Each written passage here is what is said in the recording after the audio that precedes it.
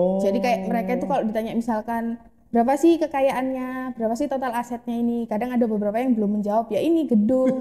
Tapi kan gedung juga ada nilainya, tanah juga ada nilainya. Apakah tanah ini tanah milik sekolah atau milik yayasan ataukah ini milik Negara pemerintah? gitu ya. Kita kan juga itu kan juga harus jelas gitu loh. Jadi kekayaan berapa sih total kekayaannya sebuah lembaga itu juga banyak yang belum bisa menjawab. Hanya mungkin mereka taunya hanya keluar masuknya uang seperti itu di Iya, iya, iya, pencatatannya. iya. Saya pernah mendengar gitu ya, ada sebuah lembaga gitu ya, yang laporan keuangannya rapi, positif gitu ya. Artinya laporan keuangannya positif gitu ya. Iya. Nah, tapi nggak punya uang gitu.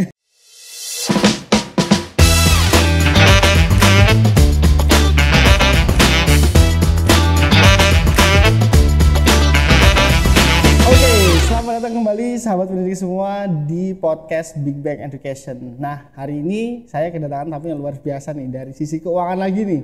Kemarin sempat ramai nih keuangan ya. Kita bahas keuangan. Nah, sekarang kita bahas keuangan lagi tapi dengan orang yang berbeda. Oke, nah di sini sudah ada Coach Lely ini ya. Nah, ini tim keuangannya Quanta ini ya. Coach Lely ya. Oke, gimana kabarnya Coach Lely? Alhamdulillah sehat, baik. Alhamdulillah, Coach Lely. Coach Lely ini, mohon maaf ya, saya agak lupa. Basicnya dulu pendidikannya di keuangan ya? Ya, Oh. basicnya memang di keuangan tapi hanya di ekonomi murni. Oh. Memang saya basicnya bukan di accountingnya tapi di ekonomi keuangan. Oke, oke, Manajemen oke, keuangan. oke, siap, siap. Gabung di Quanta udah berapa lama nih Coach Lely? Kalau gabung di Quanta sih 2020 ya. Oh, 2020. Secara Loh, tapi resmi sebelumnya di Quanta. kayaknya di Quanta juga dia.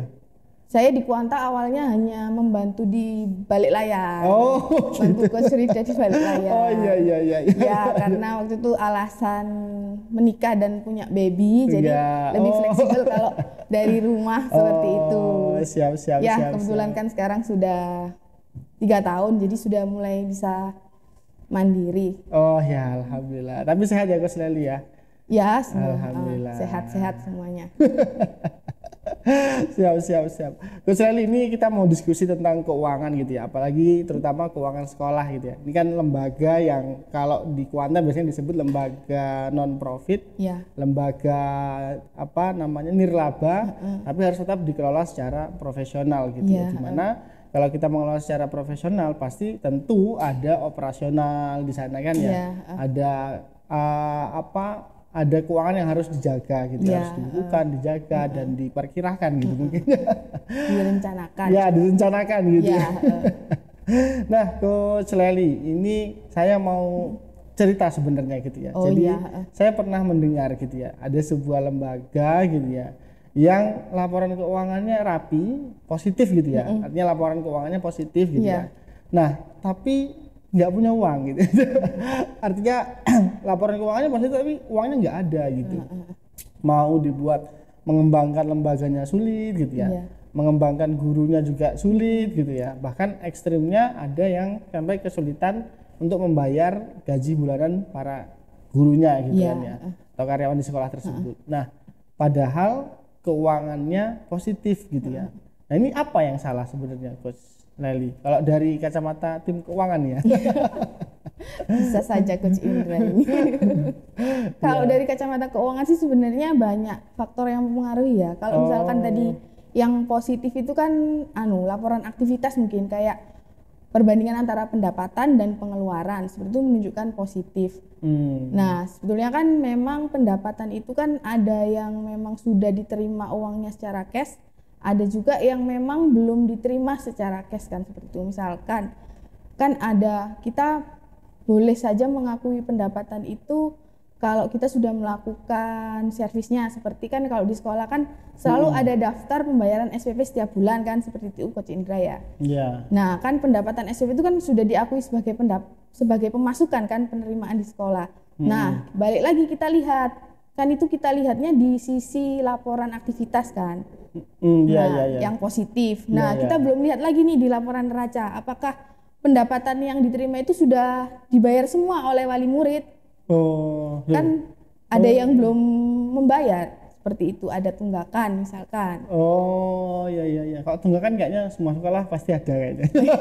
Ya, kecuali kita mengadopsi sistemnya sekolah internasional yang membayar di depan. Oh. Tapi tentunya sulit untuk itu. Iya. Ya, sedikit sharing sih. Kemarin tuh saya itu mengantarkan anak saya untuk trial class di salah satu lembaga kursus bahasa Inggris. Nah, sebenarnya kan modelnya seperti playground seperti itu kan. Iya. Seminggu 2 kali dan dalam 1 kali step tahap itu kan 8 bulan dan itu harus dibayar di depan.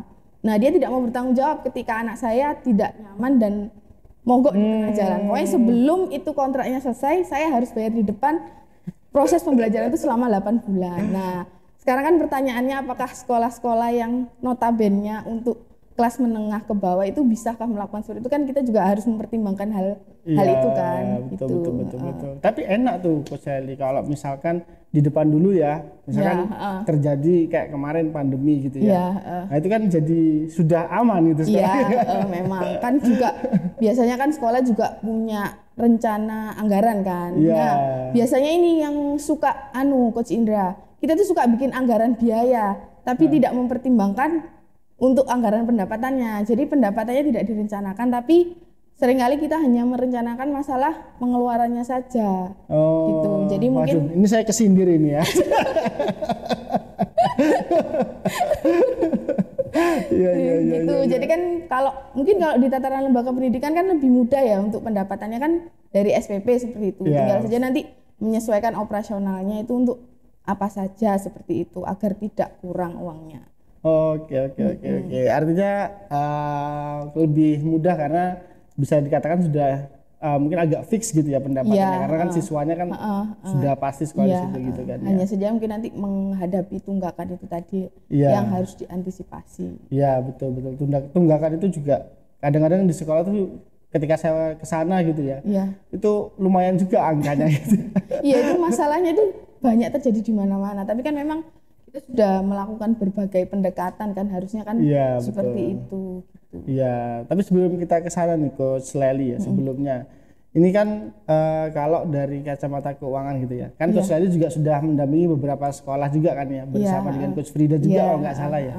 Nah, menurut pengalaman Coach Sally gitu ya, di sekolah-sekolah yang ada itu biasanya kesalahannya itu yang paling besar di mana? Yang mereka salah? Apakah di sumber datanya yang kurang tepat gitu ya, atau cara penyajiannya yang kurang pas, atau cara bacanya yang salah gitu kan ya.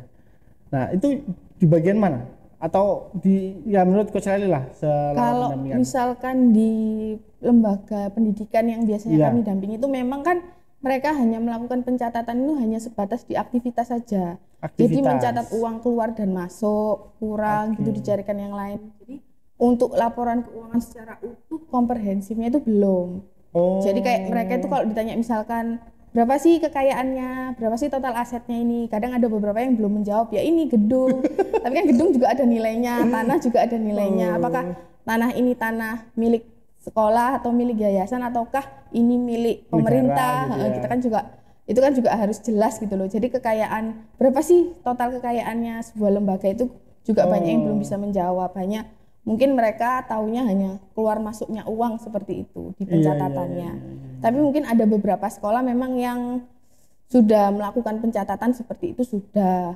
Cuma mungkin ada beberapa yang memang kan pencatatannya dilakukan accounting, tapi biasanya pimpinannya itu belum sepenuhnya paham membaca laporan keuangannya itu seperti apa, seperti itu. Jadi kan kadang melihatnya dari laba rugi, misalkan dari aktivitas kan, ini lo untung, lo mana uangnya, gitu kan. Padahal tidak tahu kalau di neraca memang di rekapan itu ternyata piutangnya banyak, atau mungkin di beasiswa, misalkan ngasih beasiswa ke banyak siswa tapi tetap diakui sebagai pendapatan secara utuh tidak dibiayakan, seperti itu juga bisa dibiayakan di diskon atau infak untuk siswa tidak mampu, seperti itu. Bisa jadi ada hal-hal seperti itu yang juga harus lebih dipahami secara teliti lagi, jadi dilihat secara laporan keuangan secara keseluruhan gitu. Karena kan bisa jadi di laporan laba rugi mereka itu positif ya, tapi betul. Ternyata di arus kasnya itu negatif. Tidak ada. Jadi uang yang masuk sama uang yang dikeluarkan itu lebih banyak uang yang dikeluarkan. Jadi mengurangi posisi kas dan setara banknya tadi. Oh, sebentar. Ini agak pelan-pelan ya. Saya harus agak pinter nih kalau podcast kali ini nih. Soalnya dibahas keuangan gitu ya. Dan saya belum ada basic sama sekali gitu ya. Iya. Nah tadi Coach Lely sempat menyebutkan antara laporan laba rugi dan tadi ada arus kas. Itu beda ya Coach Lely ya? Beda. Kalau laba rugi itu kan basisnya accrual ya, pendapatan dan pengeluaran. Oke. Kalau laporan arus kas itu basicnya cash basis, jadi melihat keluar masuknya uang di rekening ataupun di proses bisnisnya di yayasan dan lembaga tersebut. Gitu. Iya. Jadi ada yang basisnya tadi accrual sama yang satunya basisnya cash ya, cash yang masuk gitu ya. Oke. Nah, ini menarik Coach Lely ya. Kalau begitu di sekolah itu yang bisa disebut sebagai penerimaan atau pendapatan sekolah gitu ya. Itu apakah semuanya dalam bentuk cash atau masih piutang, itu bisa kita anggap pendapatan gitu ya. Dan gimana sih definisi pendapatan yang ada di sekolah gitu ya? Bagi sekolah itu gimana definisinya gitu? Ya baik Coach Indra. Jadi kan tadi kan bilangnya adalah penerimaan ya. Nah di accounting itu kan memang ada dasar yang digunakan kan. Dasar pencatatan akuntansinya itu ada yang pakai accrual basis, ada yang pakai cash basis. Nah kalau kita sepenuhnya pakai cash basis, pendapatan itu bisa diakui ketika kita menerima uang tersebut. Pokoknya ada uang masuk di rekening, itu penerimaan. Kalau nggak ada uang ya berarti itu bukan penerimaan. Meskipun jumlah siswanya 80, kalau yang bayar 60 berarti bulan itu yang bisa diakui sebagai penerimaan hanya 60 siswa saja. Gitu. Analoginya seperti itu Coach Indra. Oke. Jadi kalau misalkan itu yang cash ya? Ya, itu yang pakai cash basis. Kalau misalkan kita mau pakai yang accrual basis misalkan ya, kan itu berdasarkan pendapatan itu diakui ketika kita sudah melakukan pekerjaan tersebut.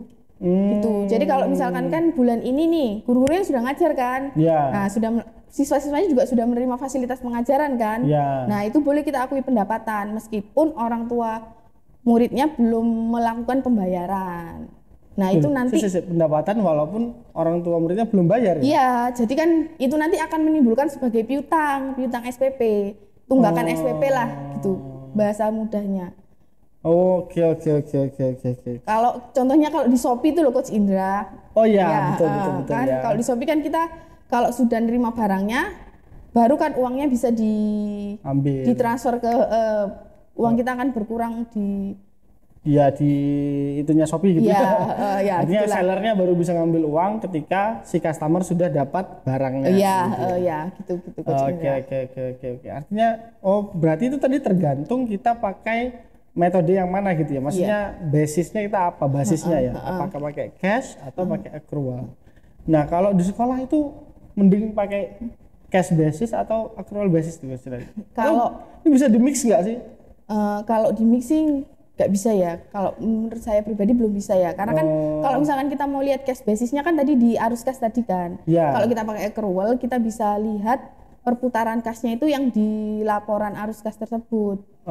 Gitu. Kalau kita pakai accrual, tapi biasanya dianjurkannya itu pakai accrual karena kenapa? Karena kan kita meskipun SPP-nya belum terbayar semua, kita kan tetap membayar gaji guru penuh. Atau kita sesuaikan? Iya. Kan gaji gurunya tetap kita bayar secara penuh kan. Nah, jadi nanti kesannya tidak apple to apple antara pemasukan dan pengeluaran. Kalau kita menggunakan cash basis. Iya. Jadi kan harusnya kan uang biaya untuk gaji guru dan listrik dan yang lain-lain kan kita keluarkan untuk bulan ini. Tapi ternyata uangnya masuk di bulan depan. Nah, itu kan jadinya tidak perbandingan selisihnya nanti tidak sesuai kondisi sesungguhnya gitu loh Coach Indra. Iya. Jadi kan bisa jadi penerimaan di bulan depan lebih banyak dari bulan ini seperti itu karena kan kita basicnya dari uang yang masuk gitu dan keluar. Jadi nanti trennya naik turun gitu ya? Kalau pakai cash basis kan ya. Kalau pakai accrual kan relatif lebih stabil ya.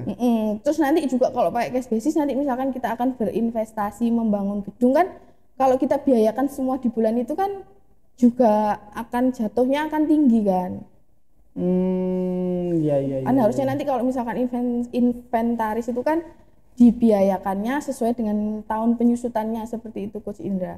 Oh, biaya kan sesuai dengan tahun penyusutannya ya. Berapa Oke, tahun. oke, Jadi oke. nggak langsung misalkan kita beli laptop nih Ya. 8 juta, Ya. langsung dibebankan di bulan itu. Enggak. Jadi nanti jatuhnya kan di jurnalnya nanti perolehan atas inventaris tadi kan. Iya. Laptop 8 juta. Jadi itu nanti masuknya di neraca, tidak masuk di laba rugi.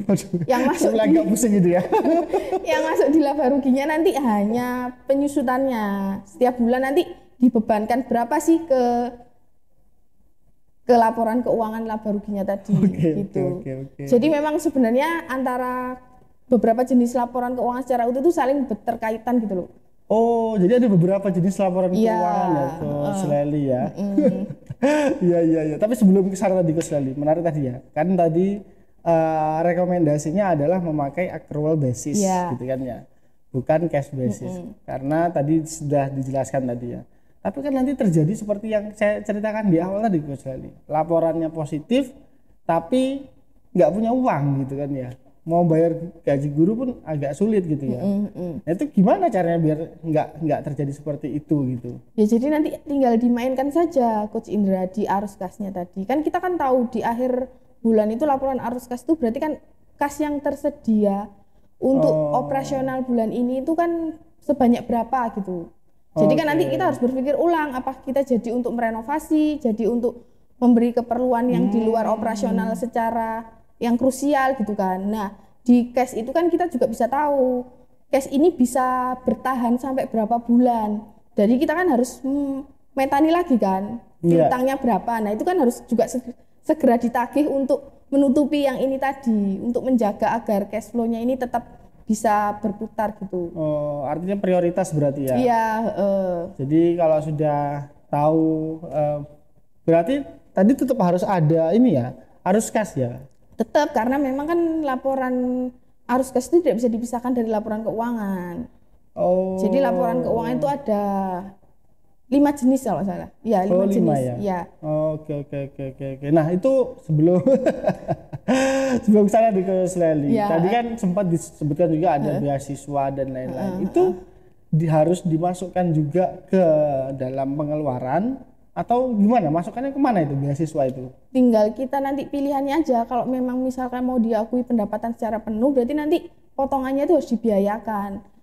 Ke pembiayaan berarti ya, biaya misalkan infak beasiswa atau apa gitu kan. Oke. Atau kalau enggak misalkan langsung ya pengakuan pendapatannya hanya sesuai di penerima beasiswa itu tadi. Jadi dia tidak usah dimasukkan ke pendapatan karena memang dia tidak melakukan pembayaran.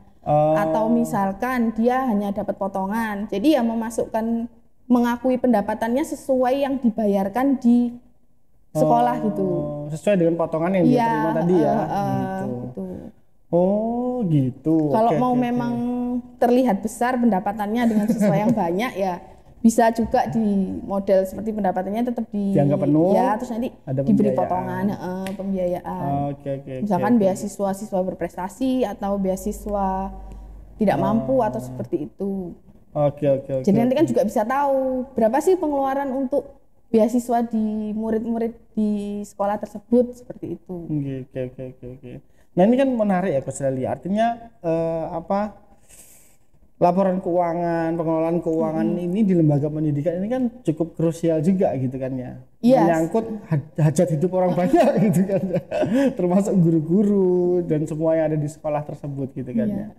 Gimana caranya Coach Lely bisa mungkin memastikan bahwa keuangan kita itu bagus atau laporan keuangan kita itu sudah bagus gitu ya.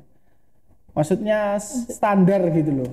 Laporan keuangannya nggak salah gitu. Gimana caranya? Ya, sebenarnya kalau laporan keuangan lembaga nirlaba itu kan harus sesuai dengan ISAK 35. Iya, ISAK. Jadi ada standar akuntansinya sendiri untuk yang 35. Jadi nanti mungkin misalkan yayasan lembaga pendidikan tersebut memang belum ada, mungkin bisa menggandeng pihak ketiga untuk membuat laporannya seperti itu. Biasanya kan ada kantor akuntan publik untuk jasa pembuatan laporan keuangan itu sebenarnya juga ada, Coach Indra. Jadi kalau enggak kalau misalkan tidak mau seperti itu kan keluar biaya lagi. Iya betul itu kan. Nah, atau bisa juga di tim di yayasan. Kalau misalkan yayasan tidak ada mungkin bendara sekolah gitu. Iya. Nah itu untuk mengikuti mungkin short course mengenai pengelolaan keuangan sampai ke laporan keuangan seperti itu. Ya atau didampingi Coach Lely juga bisa ini. Boleh. Iya. Iya. Tapi menurut Coach Lely nih perlu nggak sih lembaga pendidikan sekolah gitu ya itu diaudit eksternal, terutama sekolah swasta ya mungkin ya. Perlu nggak audit eksternal gitu Coach Lely? Kalau biasanya sih kalau misalkan memang ada dana berlebih biasanya dimulai dari audit internal dulu aja lah, nggak apa-apa. Jadi misalkan dari pimpinan yayasan, tapi kalau mau audit itu kan harus ada laporan keuangannya dulu, Coach Indra. Jadi kalau kalau nggak punya laporan keuangan nanti yang diaudit apa gitu kan? Kita lihat apanya kan nggak ada. Jadi kan memang basicnya di keuangan itu muaranya adalah akhir itu memang laporan keuangan. Jadi kan laporan keuangan itu banyak fungsinya memang. Contoh untuk melihat kondisi keuangan, untuk forecasting, untuk mengambil kebijakan misalkan di 5 tahun ke depan seperti apa gitu. Oke. Jadi fungsinya sebagai planning kita jangka panjang juga bisa gitu ya. Untuk laporan yang sudah berjalan juga bisa. Iya. Wah ini agak pelan-pelan nih Coach Lely. Saya soalnya bukan orang keuangan ini, harus agak mencerna gitu ya. Karena memang kalau di keuangan itu ada, tadi kan Coach Lely sempat menyebutkan ada beberapa laporan keuangan gitu kan. Nah itu apa aja Coach Lely sebenarnya? Ada berapa? Ada 5 ya. Yang pertama laporan posisi keuangan. Laporan posisi keuangan. Ya itu keseimbangan antara harta, kewajiban dan modal. Kalau biasanya di yayasan itu aset bersih. Semua antara harta, terus apa lagi? Kewajiban dan aset bersih biasanya. Aset bersih. Modal atau aset bersih biasanya. Itu laporan posisi keuangan. Yang kedua adalah laporan aktivitas atau laporan pendapatan komprehensif. Biasanya itu isinya ya pendapatan dari proses bisnis di yayasan dan biaya-biaya operasional. Jadi ya biaya guru, listrik, gaji guru, terus misal gaji pimpinan yayasan dan yang lain-lainnya gitu. Itu masuk di laporan aktivitas, bukan? Iya betul ya. Atau biasanya kalau kita sebut di perusahaan itu laporan laba rugi. Laba rugi. Karena ini kan yayasan kan tidak melakukan nirlaba ya.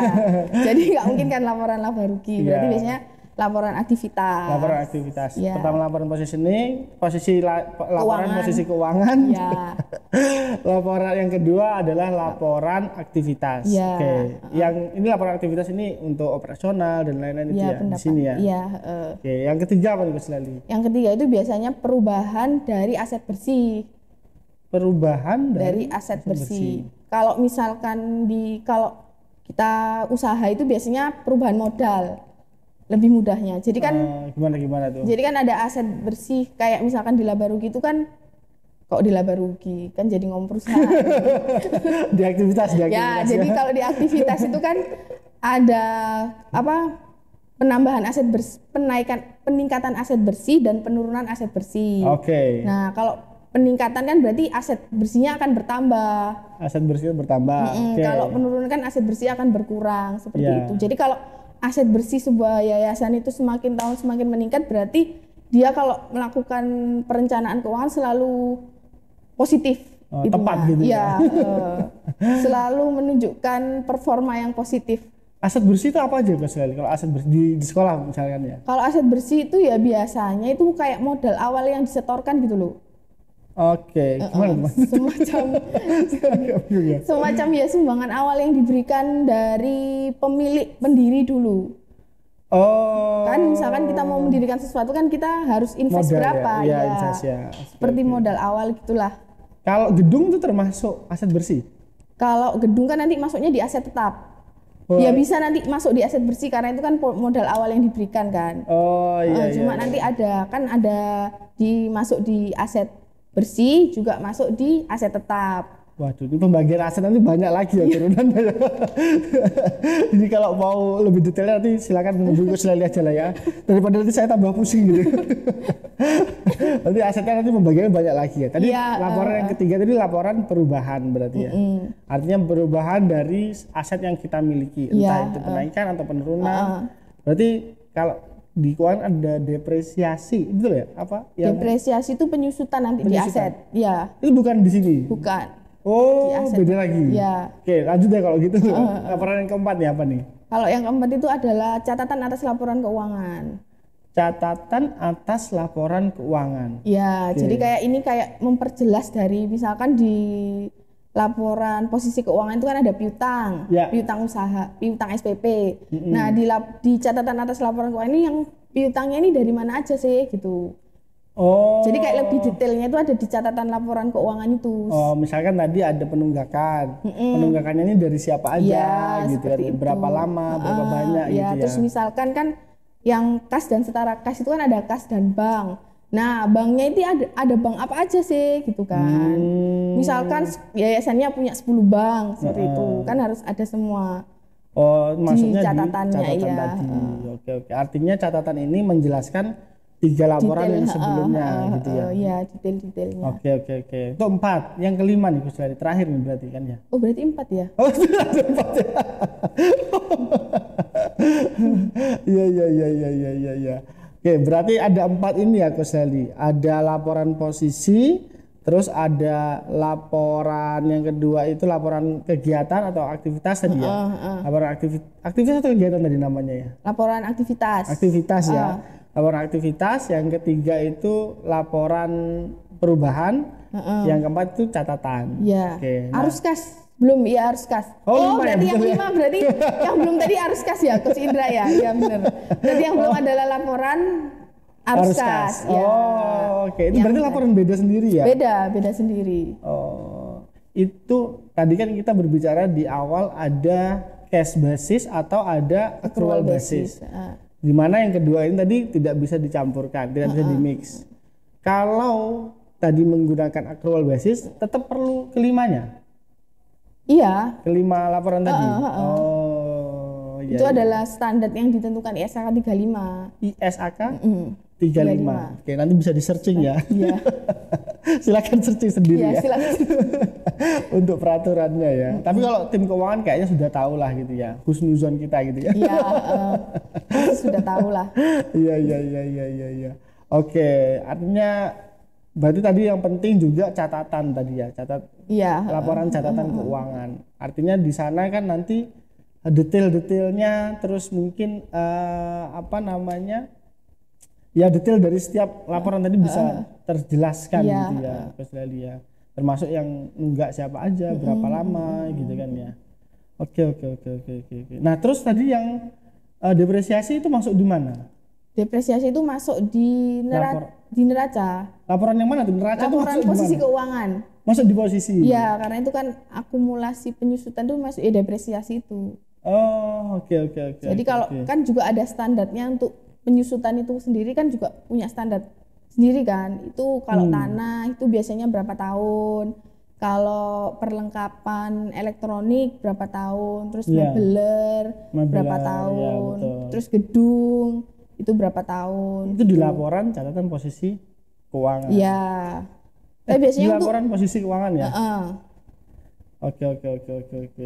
Nah, ini berarti bagi teman-teman yang lembaganya belum ada 5 laporan keuangannya, nanti perlu ditanya ya tim keuangannya. Mana sisanya? Kalau ada 2 berarti ada 3 sisanya yang belum. Tapi kalau menurut pengalaman Coach Lely, ada kalau di lembaga sekolah gitu sudah lengkap laporan keuangannya gitu? Kalau biasanya sih di sekolah kebanyakan, karena memang kan biasanya orang itu kan berpikir ini kan lembaga nirlaba gitu, kita nggak memperhatikan itu. Yang penting kan ada pencatatan keluar masuknya uang itu mereka anggap sudah cukup seperti cash flow itu. Tadi ya. Iya. Arus kas ya. Arus kasnya tadi sudah cukup lah gitu. Jadi tahu ini ada sisa uang segini mau diapakan gitu kan. Bulan depan berarti butuh uang berapa seperti itu kan. Yang penting untuk pemasukan dan pengeluaran itu sudah dicatat, itu sudah cukup gitu. Biasanya sih seperti itu. Cuma kan memang kan kita kalau untuk mau mengambil kebijakan lebih panjang lagi, misalkan mau memperkirakan Renstra 5 tahun kan kita juga harus memperhatikan posisi keuangan kita seperti apa sih gitu kan. Betul. Ataukah kita perlu berhutang atau kita bisa nggak nanti kalau berhutang itu membayar hutang dari aset. Kan asetnya aja belum dihitung berapanya gitu kan. Tapi berarti kalau kita berhutang nggak boleh melebihi aset yang kita miliki ya? Gitu Harusnya gitu biasanya ya? juga pihak debitur, kalau misalkan pakai debitur bank perbankan itu kan kita juga dilihat apa sih yang akan dijaminkan seperti itu kan, juga dilihat juga kalau misalkan di perbankan. Tapi kalau mungkin hutangnya ke pimpinan yayasan atau ke dana pribadi yayasan gitu ya. Itu mungkin kan nggak seberapa diperhitungkan, tapi kan itu harus tetap ada pencatatannya seperti itu kan. Iya. Jangan cuma modal ikhlas ya. Iya. Gitu. Oke. Artinya ya tadi ya perlu kita perhatikan gitu ya. Terus apa kerugiannya kalau misalkan kan kita kan selama ini misalkan sekolah gitu ya melakukan pencatatan berupa cash flow atau arus kas tadi. Kan sudah cukup bagi mereka merasa saat ini sudah cukup gitu ya. Sebenarnya apa kerugian yang mereka dapatkan tapi mereka tidak sadari itu? Apa kira-kira Coach Lely kalau tidak melakukan pencatatan yang lengkap tadi? Ya kan kalau kita misalkan untuk seperti itu kan hanya bisa dilakukan dengan cash basis kan. Jadi kita nggak tahu nih berapa sih tunggakan, berapa yang mesti yang belum bayar seperti itu kan. Terus kalau ditanya berapa hutangnya pembina yayasan, apakah itu sudah cukup dilihat dengan hanya laporan aktivitas keluar masuknya uang seperti itu kan juga belum bisa dilihat kan. Terus kan juga kita tidak bisa untuk, kan laporan keuangan itu fungsinya untuk forecasting ke depan, terus untuk evaluasi yang sebelumnya kan, gitu. Kalau misalkan kita mau bikin RAB nih, nah kita mau lihat nih laporan keuangan tahun lalu, performanya seperti apa. Terus kita mau naikkan pendapatan sekian tuh relevan nggak gitu kan. Misalkan kan histori pendapatannya kan misalkan 10 juta. Nah, terus nanti kita mau menaikkan sampai 200 juta gitu kan. Kan tidak relevan dengan laporan sebelumnya kan. Nah, kalau kita nggak punya catatannya, kita mau lihat gimana gitu. Oke. Artinya nggak cukup ya di situ tadi ya. Kan kalau laporan keluar masuk kan hanya kita mencatat uang masuk berapa, uang keluar berapa seperti itu kan. Iya. Nah, apalagi, uang masuk itu apakah hutang atau piutang kan tidak diwakilkan di situ. Iya, betul. Apalagi hutang pengurus yayasan tadi. Iya. Biasanya agak repot yang mau nyatet gitu ya. Dicatat gak ini ya? Itu apakah sebagai dana apa yang diberikan ataukah itu dihutangkan kan kita juga harus jelas juga di situ kan. Akadnya harus jelas ya. Terus kan di pencatatannya juga harus diketahui juga. Ternyata kita masih punya hutang ke yayasan sekian gitu. Oke. Kalau di laporan aktivitas kan kita hanya taunya uang masuk dan uang keluar dari aktivitas bisnis yang kita lakukan tadi. Iya. Artinya kalau secara personal itu kita mungkin ya, kalau saya analogikan itu kita nggak boleh hanya cuman lihat uang yang ada di dompet kita itu berapa gitu ya. Terus keluarnya kemana aja, nggak cuman sampai di situ aja, tapi kita harus tahu kita ini punya kekayaan apa aja gitu ya. Gitu kan ya. Kurang lebihnya gitu ya mungkin ya. Siapa tahu uang di dompetnya ternyata cuma 10.000. Iya. Ternyata punya emas 10 kilo. Kan kita nggak tahu ya. Atau mobilnya Mercy gitu ya. Iya. Benar ya. Emang kalau bahas keuangan itu, ini salah satu orang yang sangat ini juga di Kuanta gitu ya. Soalnya agak strict beliau gitu ya. Bisa saja. Ini bisa-bisanya Coach Indra aja ini. Agak kuat gitu ya. Emang harus begitu kayaknya kalau orang keuangan mungkin ya. Iya memang. Harus begitu. Nah, terakhir nih Coach Lely ya. Karena ini nggak terasa udah hampir setengah jam lebih kayaknya. Nah, terakhir laporan keuangan ini apakah harus kita keep dengan ini rahasia betul gitu ya di sebuah sekolah itu atau bisa dilihat oleh siapa aja gitu? Gimana menurut Coach Lely? Ya, kalau saya sih karena laporan keuangan itu kan mencerminkan kondisi dari lembaga tersebut ya. Jadi ya mungkin kalau misalkan itu tergantung kebijakan dari yayasannya juga kan. Kalau saya sih ya fair open saja karena itu memang kondisinya kan. Toh perusahaan yang go public itu kan wajib untuk mengekspos laporan keuangannya kan. Karena itu kan memang data yang bisa dilihat, oh sekolah ini gini atau mungkin saja nanti ada masukan dari teman-teman yang lain di tim ya, tapi jangan dikasihkan ke wali murid, jangan. Mungkin ya di pengurus yayasan atau kepala sekolah, guru Iya, itu tim boleh tahu manajemen lah ya, ya. istilahnya tim manajemen lah. Harus tahu gitu, lah ya, harus tahu lah, gitu. biar juga bisa sama-sama ikut berpikir gimana ini cara memecahkan masalah keuangan Iya, misalkan, atau betul. gimana ini udah banyak nih uangnya atau kita mau mengembangkan gitu kan.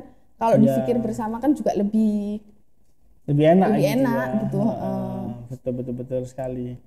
Iya, soalnya kan kalau laporan keuangan tadi kan mencerminkan dapur gitu ya. Iya, Makanya saya tanya tadi, siapa sih yang sebenarnya boleh lihat laporan keuangan? Apakah cukup di yayasan atau cukup sampai di direktur pendidikan atau kepala sekolah atau siapa? Tadi dijawab tim manajemen sekolah minimal harus tahu lah ya. Gitu. Ya, atau juga nanti bisa dikembalikan lagi ke kebijakan yayasan. Oh, artinya tergantung di yayasan tersebut Iya. gimana kebijakannya gitu ya. Karena Oke, kan oke, juga oke. memang setiap yayasan punya kebijakan masing-masing juga kan. Iya, betul. Kan pendapat saya, mungkin pendapat yayasan yang lain juga ikut Loh, berbeda. jangan gitu kan ya. Iya, jangan. Nanti guru-guru tahu gitu kan, bisa Iya. jadi gitu kan. Nanti ketahuan utangnya banyak gitu. Iya. Gak bercanda ya Bapak Ibu.